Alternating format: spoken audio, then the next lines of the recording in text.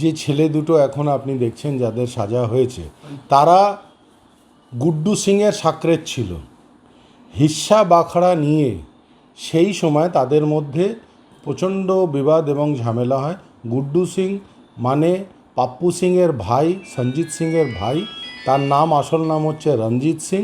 সে হচ্ছে অর্জুনের ভাইপো। এই হিস্সা বাখড়া নিয়ে যখন বকুলা মোড়ে ঝামেলা হয়, সেই ঝামেলার পরিপ্রেক্ষিতে তারা বোমাবাজি তাদের নিজেদের মধ্যেই করে।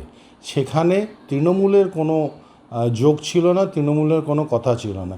এটা তো প্রকাশ্যে দিবালোকে এই আলেকজান্ডার জুট মিলে স্ক্র্যাপ বিক্রি করতো গুড্ডু সিং, সঞ্জয় সিং এবং সবাই। সেটা মিডিয়া থেকে আরম্ভ করে থানা থেকে আরম্ভ করে সবাই জানতো। তাহলে সেখানে এই কথা বলা একদম অবিকারে একটা মিথ্যে আরোপ লাগানো। ওনার মনে হচ্ছে মাথায় পটাশিয়াম কমে গেছে, ওনার কথা আমি শুনেছি। আর না হলে এনআইএ প্রেসারে আমার কেসে ওনার মনে ভয় ঢুকে গেছে। উনি যেটা বলছেন 21 সালে তৎকালীন সাংসদ অর্জুন সিংজি এবং ভাটপাড়া বিধায়ক পবন সিংজির বাসস্থানে যে বোমাটা চলে, সেই বোমা চলার পর এনআইএ যখন নিজে হাতে এই কেসটা নেয়, তখন 3 জনের নামে চার্জশিট হয়েছিল। ঘটনাটা ঘটে সেপ্টেম্বর 2021, চার্জশিটটা হয়েছে ডিসেম্বর 2021।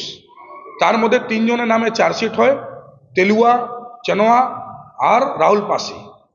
চেনোয়া যেটা মোহাম্মদ আরিফ, এবং রাহুল পাসি, এই দুজনই হচ্ছে তৃণমূল কংগ্রেসের সোমনাথ স্বামী চিনির সঙ্গে থাকার লোক এবং বর্তমানে 18 নম্বর ওয়ার্ডে কাউন্সিলরের ছেলে নমিত সিং